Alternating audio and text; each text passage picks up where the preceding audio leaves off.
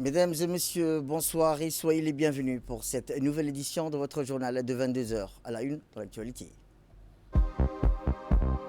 À la une dans l'actualité nationale, projection de plusieurs films russes à la Bibliothèque nationale intitulée La nuit du cinéma 2025.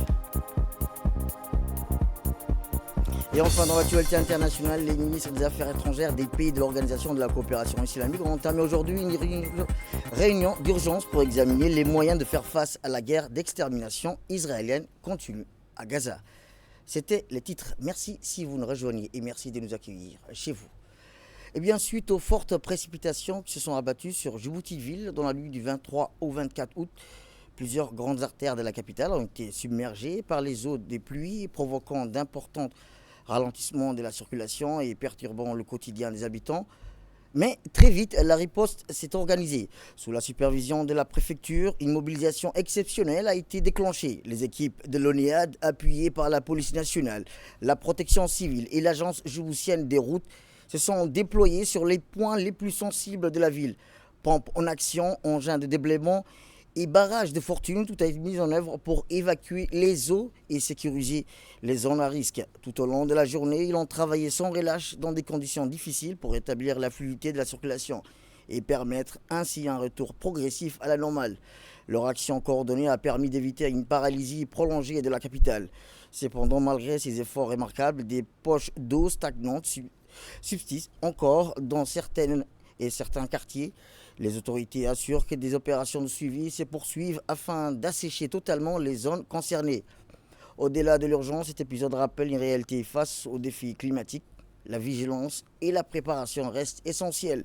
Les autorités ont salué la réactivité et le professionnalisme des équipes engagées sur le terrain et rendent également hommage à la patience et à la coopération des riverains qui ont su faire preuve de solidarité durant ces heures critiques. Et je vous le disais dans le titre, la nuit du cinéma 2025 est organisée avec le soutien des ministères de la Culture de la Fédération de Russie. Cet événement gratuit a pu également être réalisé grâce au soutien du ministère de la Jeunesse et de la Culture de la République de Djibouti ainsi que de l'Agence nationale pour la promotion de la culture. Il s'est tenu dans les locaux de la Bibliothèque nationale de Djibouti. La nuit du cinéma, un événement qui s'est tenu en Russie le 23 août, puis en République de Djibouti le 24 et 25 août. Pour la deuxième année consécutive, cette initiative a rassemblé des spectateurs russes et internationaux autour du grand écran. L'année dernière, l'événement s'est tenu dans 14 pays membres des BRICS et de la communauté des États indépendants. Cette année, plus de 35 pays ont participé à la célébration du cinéma russe. Parmi les nouveaux pays figurent notamment la République de Djibouti, le Mexique, l'Argentine, la Colombie, l'Afrique du Sud, l'Indonésie, les Émirats arabes unis, la Hongrie, la Serbie, la Slovaquie, l'Angola, l'île Maurice, entre autres. En marge de la projection, une exposition consacrée à la Russie contemporaine et l'alphabet russe a été ouverte au public. La cérémonie d'ouverture a été honorée par la présence de Son Excellence Mme Hibomoumin Assoui, ministre de la Jeunesse et de la Culture, et de Son Excellence M. Mikhail Golvanov, ambassadeur de Russie en République de Djibouti. Rappelons que l'événement a été organisé par l'ambassade de Russie à Djibouti et le Fonds pour le cinéma en collaboration avec le Fonds culturel russe. Écoutons le conseiller principal de l'ambassadeur de Russie à Djibouti. Je suis heureux de vous accueillir à la Bibliothèque nationale de la République de Djibouti pour la cérémonie d'ouverture de la nuit du cinéma 2025, événement pan-russe organisé par l'ambassade de Russie à Djibouti sous les auspices du ministère des Affaires étrangères et du ministère de la Culture de la Fédération de Russie, avec le soutien du ministère de la Jeunesse et de la Culture de la République de Djibouti et de l'Agence nationale pour la promotion de la culture. La nuit du cinéma se tient chaque année en Russie. Depuis 2016, cet événement culturel coïncide avec la journée du cinéma russe. En 2024, il atteint une dimension internationale et cette année se tient pour la première fois en République de Djibouti.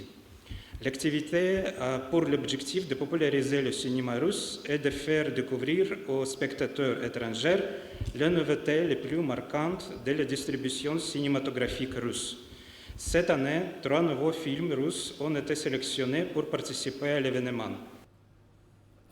Eh bien, la tenue de la nuit du cinéma à Djibouti témoigne des relations amicales de longue date entre la Fédération de Russie et la République de Djibouti, ainsi que de hauts niveaux de coopération culturelle, humanitaire entre les deux pays.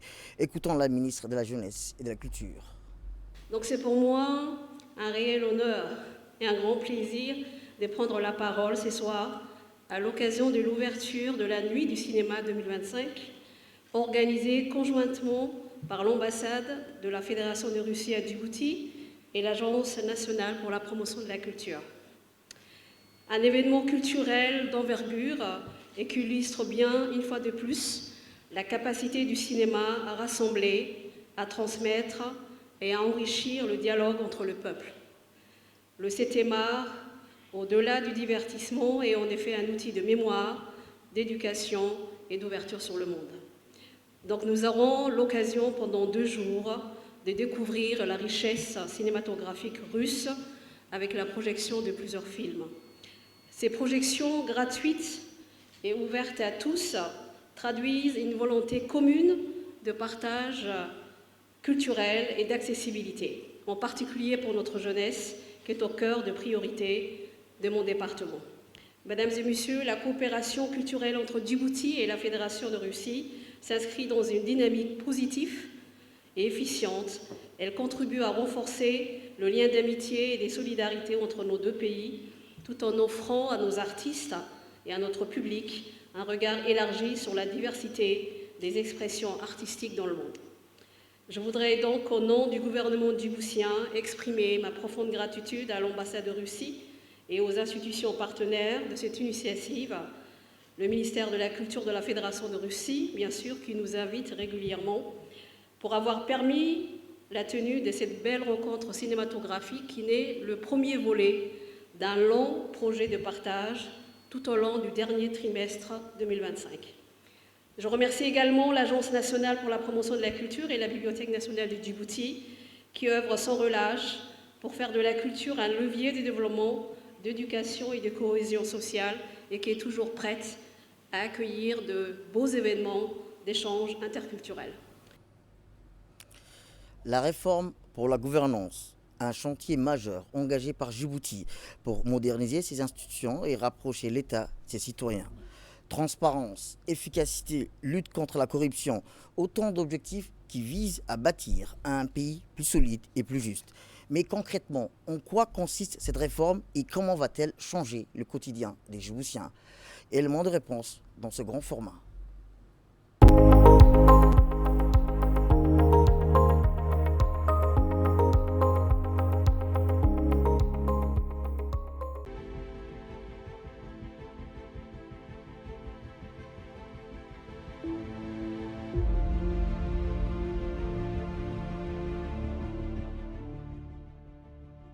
À Djibouti, une nouvelle page de l'histoire institutionnelle est en train de s'écrire, la réforme pour la gouvernance. Derrière ce terme parfois technique se cache une ambition simple mais essentielle. Rendre l'État plus efficace, plus transparent et plus proche de ses citoyens. Car la gouvernance, ce n'est pas seulement une affaire de loi ou de règlement. C'est la manière dont l'État gère ses ressources, prend ses décisions et surtout sert sa population. Dans un pays comme le nôtre, au carrefour des routes maritimes et commerciales, cette réforme n'est pas un luxe. C'est une nécessité pour accompagner le développement et garantir la stabilité. Concrètement, la réforme touche à plusieurs domaines clés. D'abord, l'administration. Trop souvent perçue comme lourde et lente, elle doit désormais se transformer. Grâce à la digitalisation, les services publics deviennent accessibles en ligne. Demander un document, obtenir un papier officiel, suivre une procédure. Autant de démarches simplifiées qui doivent changer le quotidien des citoyens. Ensuite, la gestion des finances publiques. Chaque franc de l'État doit être compté, tracé, contrôlé. L'objectif est clair, réduire les gaspillages, orienter les ressources vers les véritables priorités et faire en sorte que l'argent public profite directement à la population. Écoles, santé, infrastructures, autant de secteurs où la bonne gouvernance devient un levier de progrès concret. Mais cette réforme va plus loin. Elle s'attaque aussi à l'un des défis majeurs de toutes les sociétés, la corruption et les passe-droits. Ici, le message est fort. Les règles doivent être les mêmes pour tous. La transparence et l'intégrité ne sont pas des slogans, mais les fondations sur lesquelles repose la confiance entre l'État et ses citoyens. La gouvernance, c'est aussi une culture nouvelle, celle d'un État qui rend des comptes, d'institutions qui assument leurs responsabilités et de dirigeants qui placent l'intérêt général au-dessus des intérêts particuliers. Au-delà des textes et des réformes, c'est un véritable pacte moral qui s'engage, un pacte avec les entrepreneurs qui réclament des procédures claires et rapides. La réforme pour la gouvernance de Djibouti n'est pas seulement une réforme administrative, c'est un projet de société, un cap donné vers un État moderne où chaque décision sert l'intérêt de la nation. Dans une région traversée par des défis sécuritaires, économiques et sociaux, Djibouti fait le choix de la transparence, de la rigueur et de la confiance. Un choix qui engage l'avenir, un choix qui prépare le pays à relever les défis de demain. Social à présent, où l'Union nationale des femmes djiboutiennes, en partenariat avec Qatar Charity, a organisé aujourd'hui une cérémonie de distribution des matériels au profit des femmes inscrites au programme d'alphabétisation des adultes. L'événement, qui s'est tenu en présence de l'ambassadeur de l'État du Qatar à Djibouti, de la directrice de Qatar Charity, ainsi que de plusieurs parlementaires et personnalités engagées dans la promotion de l'éducation et de l'autonomisation des femmes. Financé par Qatar Charity et mis en œuvre par l'UNFD, ce programme a pour objectif d'offrir aux femmes une seconde chance éducative à travers des cours d'alphabétisation. Il vise à renforcer leurs compétences de base et à favoriser leur insertion socio-économique. À cette occasion, des kits ont été remis aux apprenantes, symbolisant un encouragement à poursuivre leur parcours éducatif et à investir dans l'avenir. Au total, 65 familles djiboutiennes ont bénéficié de cette initiative qui illustre une fois de plus le rôle central de l'UNFD dans la lutte contre l'analphabétisme féminin, et ces projets de distribution constituent une opportunité bénéfique pour les bénéficiaires, leur permettant de démarrer une activité génératrice de revenus.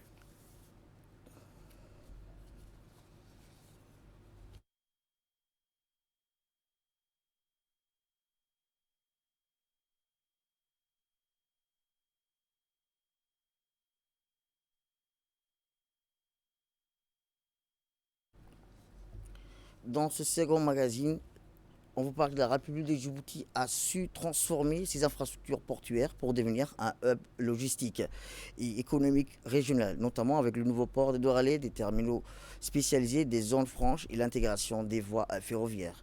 Élément de réponse dans ce grand format.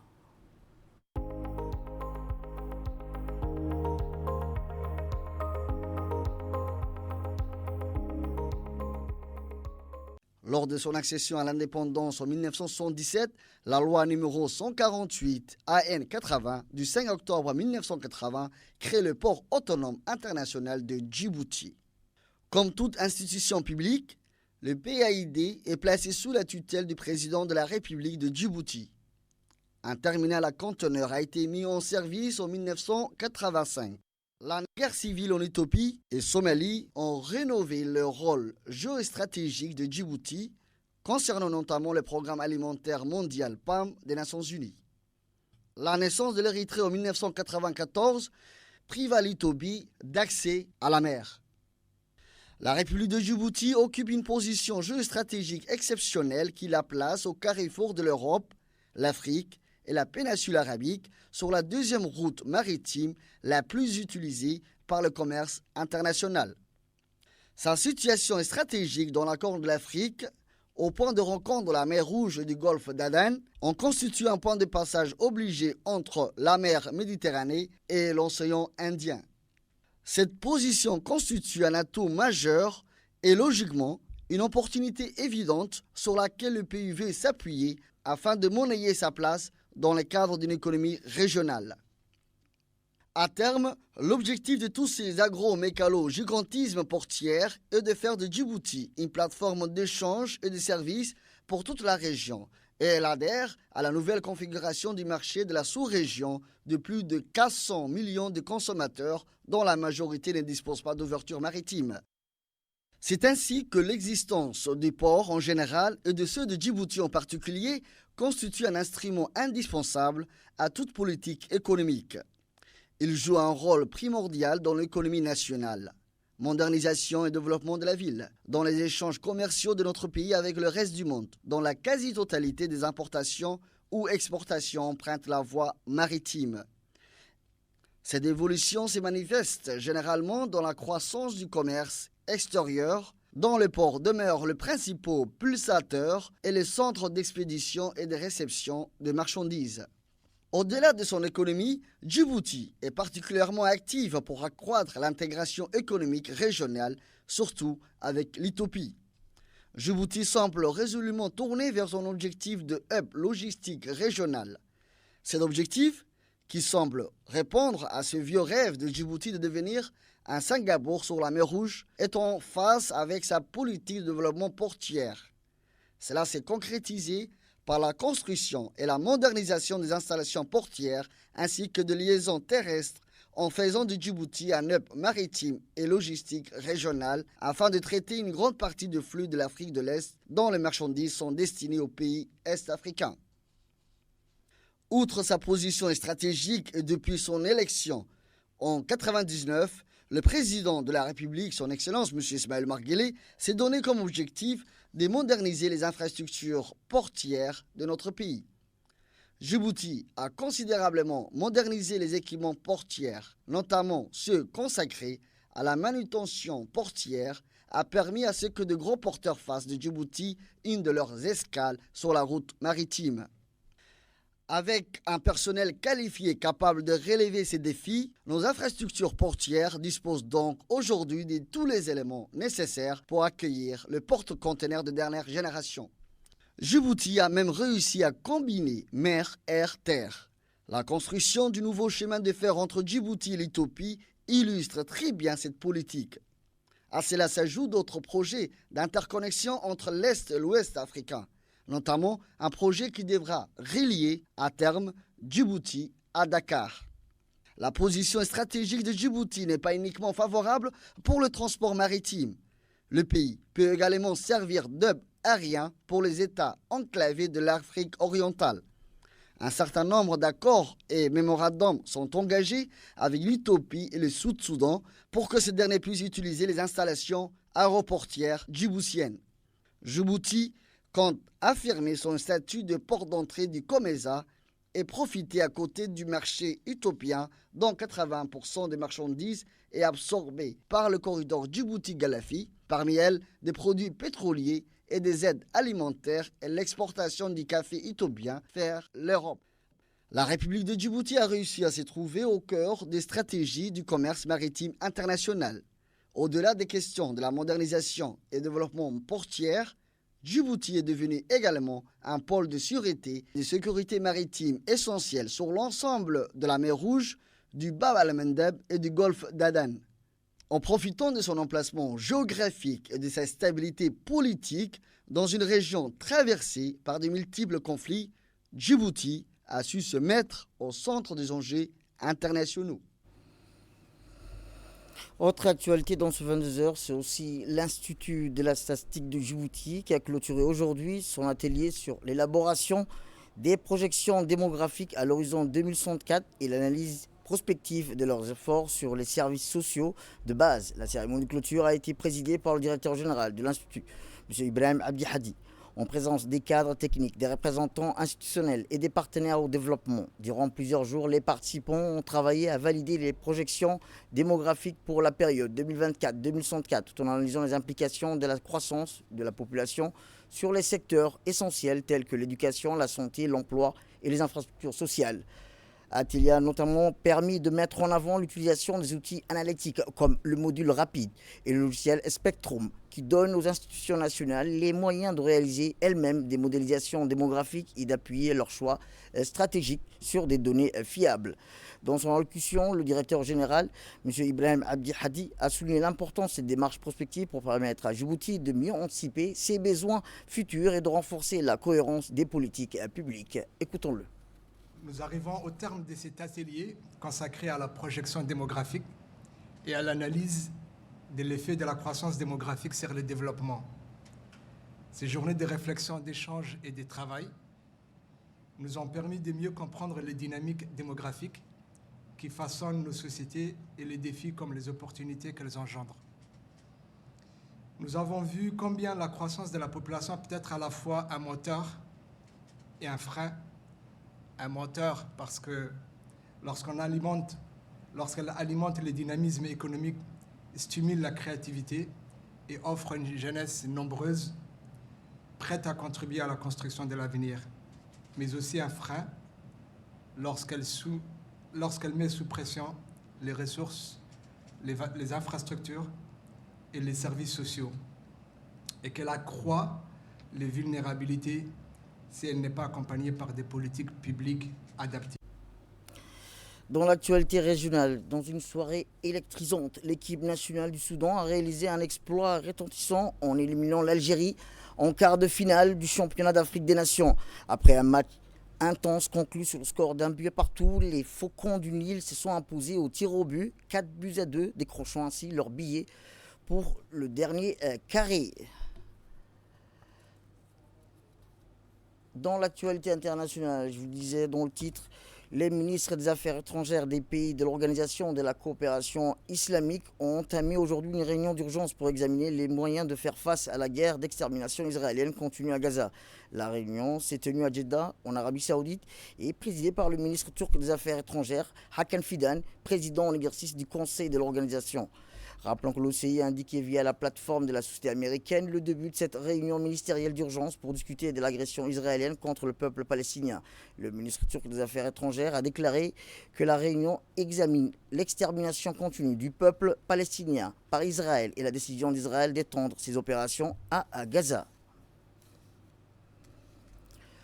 Toujours dans l'actualité internationale, changement climatique. Avec les changements climatiques majeurs sur la planète, la propagation des maladies infectieuses liées aux crises environnementales a augmenté, notamment en raison de la déforestation, de la pollution, de la chaleur excessive et des phénomènes météorologiques extrêmes. L'apparition des maladies zoonotiques et des virus transmis par des vecteurs constitue désormais une préoccupation sanitaire mondiale.